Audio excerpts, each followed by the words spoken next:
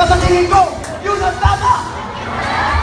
Ginagawa ko po sa pilihan na pwede mangyari sa atin. Pinakamasakit sa mga panahon na ito. Ang nakikita ko, kung anong mali, siya ngayon ang nagiging tama.